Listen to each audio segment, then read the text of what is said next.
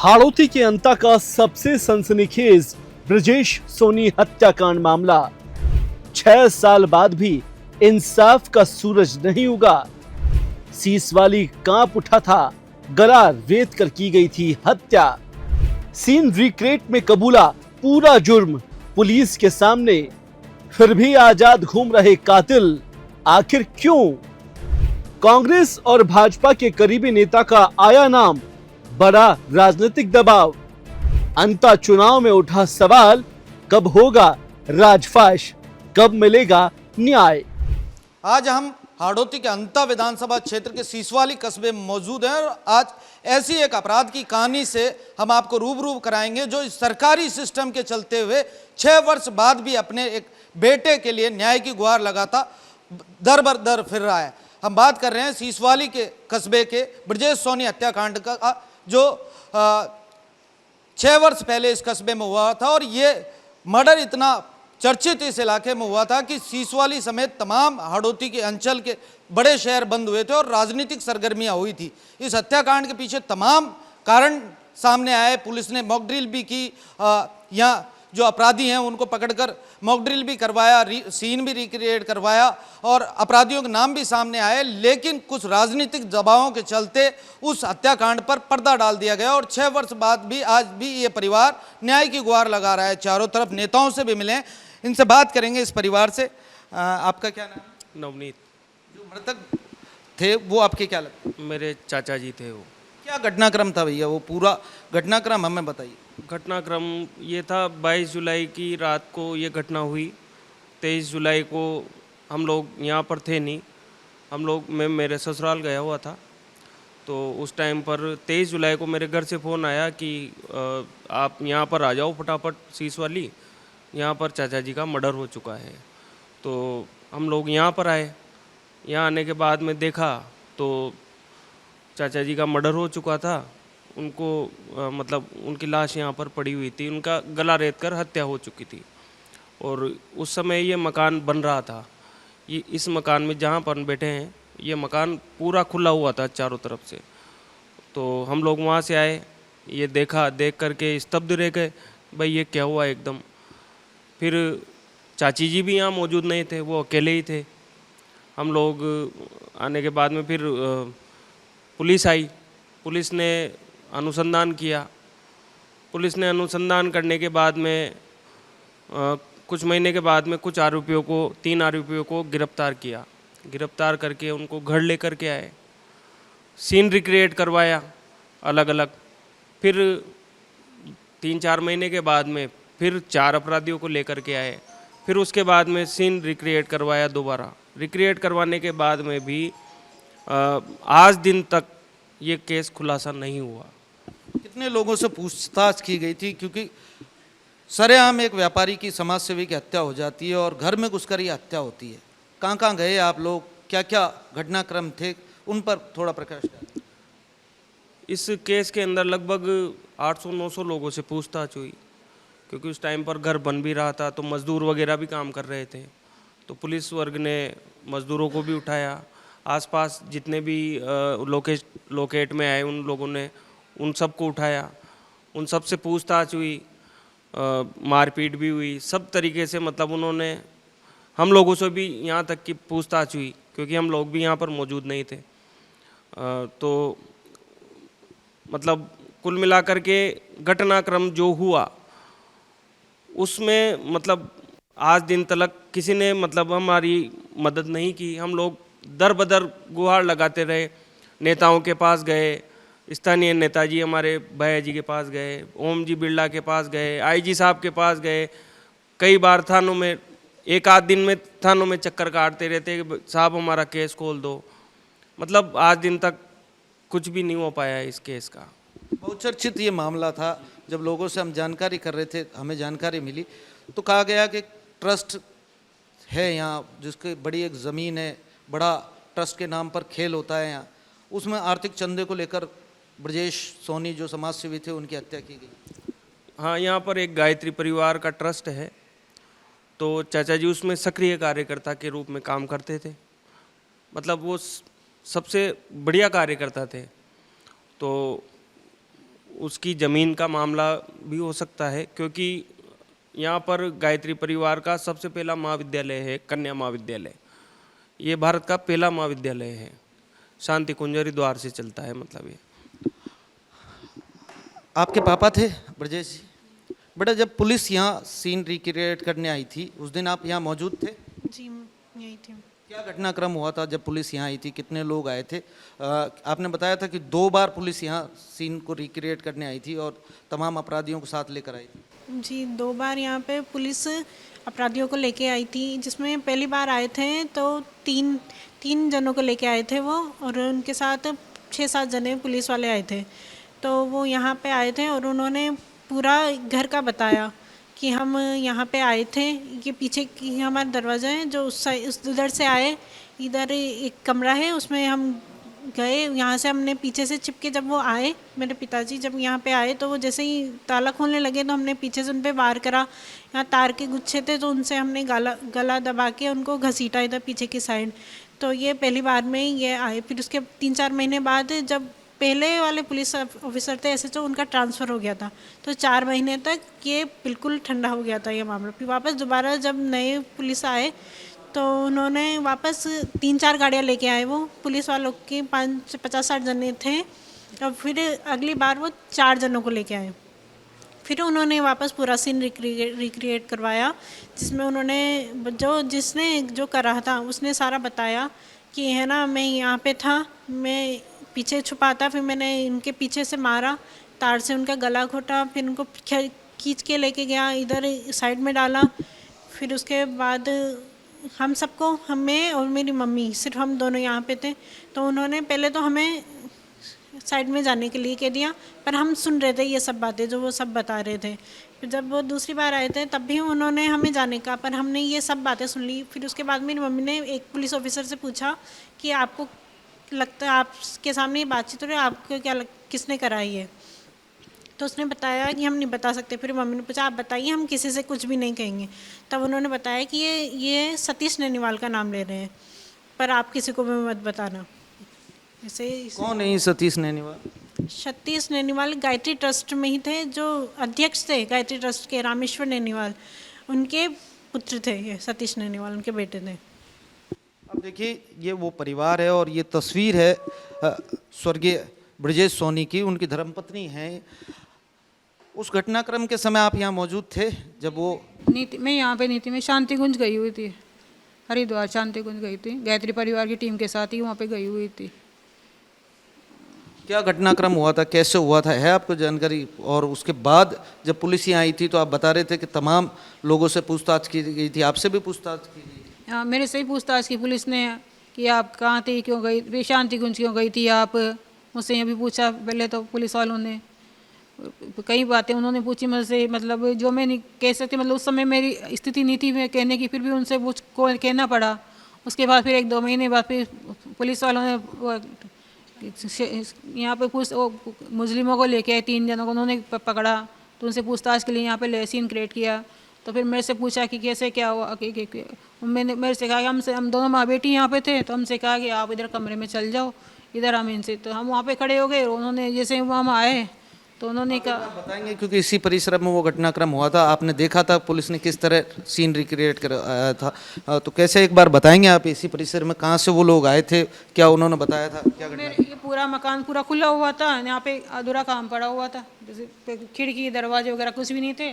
तो कुछ लोग इधर से आए, तो पुलिस, उसने जो मुस्लिम था उसने कहा कि हम 1-2 इधर से आए, 2 हम इधर से आए। उधर से आके हम यहाँ आके पहले मतलब हम जल्दी आके यहाँ पे आके छुप गए, उन्होंने ऐसे बोला, और वो यहाँ पे आके छुप गया। और जैसे ही वो दुकान आए दुकान से, तो वो यहाँ पे हमारे गेट था, तो ताला खोलने लगे। उन्होंने ऐसे इधर से आके पीछे से गेट पे, इसी गेट पे हाँ, ऐसे कि हमने ऐसे उसके ऐसे मारा, और यहाँ तार था उससे यहाँ पकड़ के और इधर इधर सीट के लाए कि हम, उसने ऐसे बोला, गला रेत कर हत्या की गई थी। हाँ, तो पहले तो यहाँ पकड़ ले, ऐसे वो पीछे उनके मारा ना, तो पीछे घूमे, उनको पकड़ के दिलाए, थोड़ी हाथ पाई भी हुई, तो उसको इधर का सीट किधर ले आए। वो 3-4 जने थे कि हम यहाँ पे ला के पटका। उसमें से एक ने फिर कि हमने यहाँ ला के गिराया, फिर एक ने इतना बड़ा कि मैं 22 था, उसने ऐसे करके कहा कि मैं गला रहता है, और यहाँ पे पटक दिया। ये सब घटनाक्रम हो गए पुलिस सीन भी रिक्रिएट करके ले गई।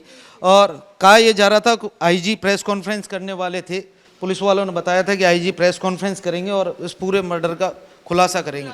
उसके बाद पुलिस ने कोई कार्रवाई की? नहीं, उसके बाद कुछ भी नहीं की। 2 बार आए, बस 2 बार लेके आए और आए कि पूछताछ करी, उनको सारा मुआयना करा, वीडियो बना के और ले गए। उसके बाद फिर आज दिन तक 6 साल हो गए। हम जब भी जाते तो हमें कुछ नहीं कहते कि हाँ भाई हम कर रहे हैं कार्रवाई। हम नेताओं के पास भी गए, सब अभी प्रशासन के कांग्रेस वालों के पास, बाया जी के पास भी गए, विद्या बिरला जी के पास भी गए और पुलिस आईजी के पास भी गए। यहाँ तक कि हमने जयपुर में प्रधानमंत्री तक को भी हमने रिपोर्टें भेजी है, एप्लीकेशन वगैरह सब तरह की भेजी है। हर प्रशासन में हर जगह हमने डाले हमें इंसाफ के लिए, लेकिन आज दिन तक हमें कोई इंसाफ नहीं मिला है। पति के जाने के बाद परिवार में कौन कौन लोग हैं? परिवार में मेरी बेटी और मेरा बेटा, हम तो यहाँ रहते हैं, और ये बड़े भाई साहब हैं और भाभी जी हैं, ये अलग मकान है वहाँ पे रहते हैं। मैं तो हम तीनों ही रहते हैं यहाँ पे, लेकिन हर समय हमारे अंदर डर बना रहता है। मैं हमेशा गेट बंद करके घर के अंदर रहती हूँ। कभी किसी बात का डर रहता है कि कहीं कोई कुछ नहीं आ जाएगा। आज 6 साल हो गए, मैं घर से बाहर भी कहीं नहीं निकलती, हमेशा डर बना रहता है घर के अंदर। पुलिस ने अपराधियों को पकड़ने के बजाय आप परिवार को बेसहारा छोड़ दिया। सिस्टम से, नेताओं से कभी किसी से मुलाकात हुई? कोई लोग आए मिलने मर्डर के बाद कि भाई हम आपको न्याय दिलाएंगे इस तरह? आए नहीं, यहाँ प्रमोद भैया जी भी आए यहाँ पे, इधर दुष्यंत सिंह जी भी आए, लेकिन सबके यहाँ हम दिलाएंगे, लेकिन आज दिन तक उन्होंने कुछ भी नहीं किया। हम बिरला जी के पास ही 2-2 बार हो के आए, उनसे ही मिल के आए, वो भी कहते हैं यहाँ करेंगे, लेकिन बस सब कहते हैं कि यहाँ करेंगे, लेकिन आज दिन तक किसने कुछ भी नहीं किया। आज 6 साल हो गए उनको। परिवार को किस तरह का डर सताता है? डर सताता है कि कहीं उनके साथ, मेरे साथ कहीं मुझे भी कुछ नहीं मार जाए। हमें डर बना रहता है, हमेशा गेट लगा के रहते हैं। बच्चा बाहर बढ़ता है, लेकिन उसका भी डर बना रहता है हमेशा।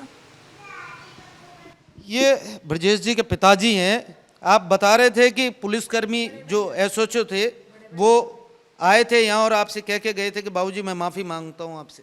वो कह के गए थे कि हम आपकी कुछ भी मदद नहीं कर सके और मेरा तो तबादला भी हो गया है और मैं तो जा रहा हूँ, अब आगे के कर्मचारी जाने और आप जाने, इतना कह के गए थे मेरे से।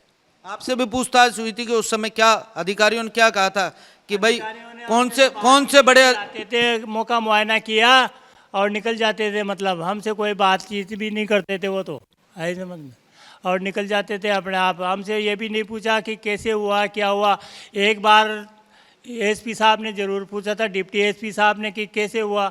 मैंने कहा साहब यहाँ से वो घुसा हुआ था इस कमरे में और वो दुकान से आए, ताला खोलने लगे, पीछे से वार किया, घुस रहा था जो, और 3-4 आदमी होंगे वो जो घिस के और इधर लेटरिन बाथरूम की तरफ ले गए और जाकर के उसका कंठ काट दिया और उनका मर्डर कर दिया। बाबूजी करोड़ों रुपए की चोरी भी हुई थी उसमें, करोड़ों रुपए की चोरी भी हुई थी उस घटना के साथ में। पूरा बैग ही सोने का ले गए, कम से कम 1300 ग्राम वजन था उसमें, जो पूरा ही ले गए, डिब्बे खोल के और इस लेटरिन के इसमें बाथरूम में डाल गए। जो पुलिस के पास हैं वो, है समझ में, उन्होंने मौका मुआयना किया, जो ले गए थे वो यहाँ से थाने में होंगे, हमें तो क्या मालूम कहाँ हैं, लेकिन वो थाने में ही होंगे, है समझ। तो आप देखिए परिवार है, पूरे परिवार की ये शक्लें देखिए जो न्याय की गुहार लगा रहे हैं। क्या नाम है?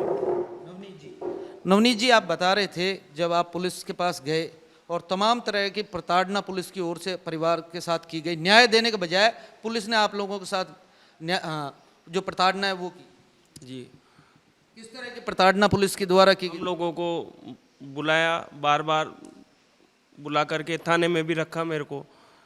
एक रात तो पहले थाने में मेरे को और मेरे भाई को रखा, उसके साथ मारपीट भी की, छोटे भाई के साथ में। और फिर मेरे को क्योंकि उस टाइम पर मैं यहाँ मौजूद नहीं था, तो जो अनुसंधान करता थे उन्होंने आरोप लगाया कि भाई तेने करवाया है मर्डर। तो मेरे को जहाँ मैं गया था, क्योंकि हम लोग घूमने गए थे, हम लोग गोवा जाने का प्रोग्राम था हमारा, लेकिन मेरी तबीयत ख़राब हो गई इंदौर के अंदर, तो हम लोग इंदौर ही रुक गए। मेरी साली जी रहती हैं वहाँ पर, तो वहाँ पर मेरे को हॉस्पिटलाइज होना पड़ा। तो ये लोग वहाँ अनुसंधान करने गए कि भाई ये सही बोल रहा है नहीं बोल रहा। फिर वहाँ से आने के बाद में हमें बोला गया कि भाई हाँ आप लोगों ने ये काम नहीं किया, आप लोग बरी होगी। आप कह रहे थे जब आप न्याय के लिए पुलिस के पास जाते थे तो पुलिस मजाक उड़ाती थी, तमाम रिश्वत की मांग आप लोगों से की जाती थी। रिश्वत तो क्या, ऐसे ही है, पुलिस का डर भय देखो सब में ही रहता है, क्योंकि हम तो सीधे सच्चे आदमी हैं, व्यापारी आदमी हैं साहब। अब व्यापारी आदमी, एक बात बताओ आप, हम न्याय मांगने जा रहे हैं, वहाँ जाते ही हमसे भी उसी तरीके से बात की जाती थी जैसे तो कोई हम अपराधी हों। मतलब हम लोगों को भी प्रताड़ना दी जाती थी उस टाइम पे, गाली गलौज से भी बोलते थे। अब उनके प्रोसेस में तो वो बोलेंगे, वो वाली बात है, हम ये सोच के रह जाते थे। आप बता रहे थे बरामदगी के नाम पर 250 ग्राम सोने की मांग की गई। नहीं नहीं, ऐसा ये रहने दो बाइट। अच्छा, मैं ये जानना चाह रहा हूँ, आप कारण क्या मानते हैं? आपके भाई के मर्डर के पीछे कोई कारण है, या फिर ये सामान्य लूट के लिए की गई हत्या थी, या इसके पीछे कोई बड़े राजनीतिक क्षत्रप हैं जिनका बड़ा राजनीतिक दबाव? सामान्य लूट के लिए तो नहीं थी साहब। अगर सामान्य लूट के लिए आते वो, तो पूरा घर खाली था, कोई भी नहीं था। आगे भी लूट सकते थे, वो कमरे भी खोल सकते थे। वो मर्डर करने ही आए थे, मर्डर करके ही चले गए।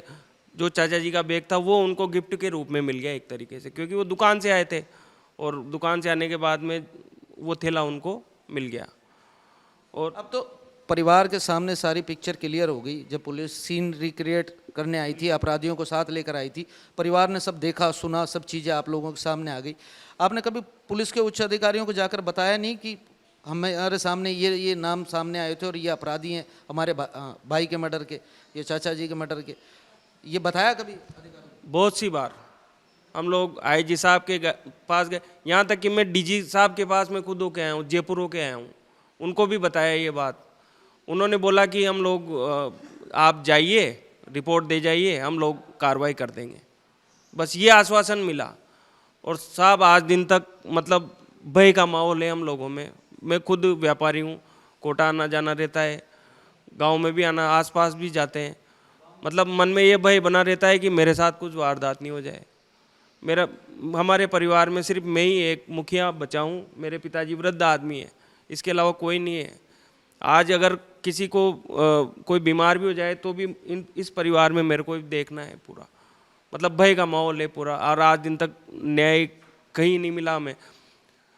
एमएलए, मंत्री, जहाँ तक हमारी पहुँच थी वहाँ तक हम सबके पास गए, रिपोर्टें दी। यहाँ तक कि हमारे यशस्वी प्रधानमंत्री जी और अमित शाह जी, सबको हमने यहाँ से बार बार रिपोर्टें भेजी। आपके भाई का जब मर्डर, चाचा का जब मर्डर हुआ था, उस दौरान यहाँ कांग्रेस की सरकार थी, तो राजनीतिक दबाव की भी आप लोग बात कर रहे थे। जब पुलिस अधिकारियों से मिलते थे कि बड़े राजनीतिक दबाव हैं जिसके कारण हम इस घटना को नहीं खोल पा रहे। कौन राजनीतिक ताकतें हैं जो उस मर्डर को ओपन नहीं करने देना चाहती? जब भी पुलिस वालों से हम पूछते तो अनुसंधानकर्ताओं ने भी यही कहा हमसे कि भाई बहुत बड़ा राजनीतिक कारण है कि राजनीतिक दबाव लग रहा है कि इसमें आगे से ऊपर से प्रेशर है। बस ये कहते कि ऊपर से प्रेशर है। किसी ने नाम नहीं बताया हमें कि भाई कौन है, कि भाई किसका नाम लें। पर जब भी किसी पुलिस वालों से पूछते तो वो ये कहते साहब हमने तो खोल दिया, अब आगे के उच्च अधिकारी जाने, क्योंकि राजनीतिक दबाव लगा हुआ है। हाड़ौती के कोई नेता हैं जिनके दबाव हैं? शायद, क्योंकि यहाँ इसके अलावा कौन है भाई, नेताओं में कौन है? अब तो कांग्रेस की सरकार गई, बीजेपी की सरकार आ गई, बीजेपी के नेताओं से मिले सरकार बदलने के बाद न्याय की? बिल्कुल बिल्कुल। किन नेताओं से मिले? बिरला जी से मिले 2 बार। बिरला जी से मैं स्वयं, हम चाचा जी से मिल के आए, चाची जी और हम मिल के आए। दुष्यंत सिंह जी से मिले, और सब जगह बस आश्वासन देके और भेज देते थे कि भाई यहाँ करेंगे आपकी कार्रवाई। पर आज दिन तक न्याय नहीं मिला साहब। 6 साल हो गए, हमें न्याय दिलवाओ। आप लोगों से हमारी गुजारिश है, आपके चैनल के माध्यम से मैं कहना चाहता हूँ कि इस पीड़ित परिवार को न्याय दिलाया जाए, हत्यारों को सज़ा दिलाई जाए। ये परिवार है, इस परिवार का दर्द हम समझ सकते हैं और हमारे दर्शक भी समझ सकते हैं कि किस तरह सरकारी सिस्टम इस हाड़ौती में फेल है। अपराधियों की तरह इस पीड़ित परिवार से बर्ताव किया जाता है और 6 साल बाद भी ये न्याय की गुहार लगाकर दर बदर भटक रहे हैं। बेटा, किस तरह की मांग प्रशासन से और नेताओं से, यहाँ के हाड़ौती के नेताओं से आप करना चाहेंगे? जल्द से जल्द हमें न्याय मिले, जो भी इसके पीछे है उनको सज़ा दी जाए और हमें न्याय दिया जाए। हाड़ौती अंचल की जब हम बात करते हैं, इस समय अंता विधानसभा चुनाव में, और जिस समय हम यहाँ आए थे विधानसभा कवरेज के दौरान, क्योंकि अंता में उपचुनाव, उस दौरान ये परिवार हमारे संपर्क में आया था। और जब हमने इनकी व्यथा सुनी तो इस कहानी को सुनकर हम चौंक गए। कैसे 6 साल पहले एक समाज सेवी व्यापारी की यहाँ हत्या होती है जो एक ट्रस्ट से जुड़ा हुआ होता है, और जिस तरह की कहानी हमने सुनी, लोगों से बातचीत की, बड़े राजनीतिक छत्रों का आशीर्वाद के चलते ही आज तक इस मर्डर का खुलासा नहीं हो पाया। और पुलिस दबाव में रहकर, आप सोच सकते हैं, जब यहाँ रिक्रिएट घटना को करवाया गया, 4 अपराधियों को यहाँ लाया गया और तमाम घटनाक्रम का ये परिवार साक्षी रहा। अपनी आंखों के सामने उन्होंने सुना कि किस तरह उन अपराधियों ने गला रेत कर उस व्यापारी की हत्या कर दी। और इसी परिसर में ये परिवार अब भी रह रहा है। तो रोज ये देखकर कि वो अपराधी आज भी खुले घूम रहे हैं, रोज ये परिवार तिल तिल कर कर मर रहा है और न्याय की गुहार लगा रहा है। तो हमारा तो यही कहना है कि हाड़ौती के नेता जो बड़े बड़े दावे क्षेत्र में अपराध मुक्त कराने को लेकर करते हैं, वो इस परिवार की तरफ भी देखें और इस परिवार को न्याय दिलाएं, क्योंकि बड़े राजनीतिक छत्रों का बड़ा यह स्कैंडल चल रहा है। और हर घटना के पीछे नेता, सरकारी सिस्टम, पुलिस अधिकारियों का आर्थिक गठबंधन है। और नेपथ्य में जाएंगे तो आपको हर घटना के पीछे यहाँ एक बड़ी कहानी मिलेगी। ऐसी एक कहानी इस परिवार की भी है, जहाँ एक ट्रस्ट से जुड़े हुए समाज सेवी व्यक्ति की हत्या होती है और हत्या के बाद किस तरह उस पर पर्दा डाल दिया जाता है और गुमनामी के नाम में उस फाइल को फेंक दिया जाता है। अब इस विधानसभा चुनाव के दौरान तमाम बड़े नेता यहाँ आएंगे, तो हमारी उनसे गुजारिश है कि इस परिवार की भी शुद्ध लें और इस पीड़ित परिवार को न्याय दिलाएं। लोकेश नागर, रिपोर्ट भारत।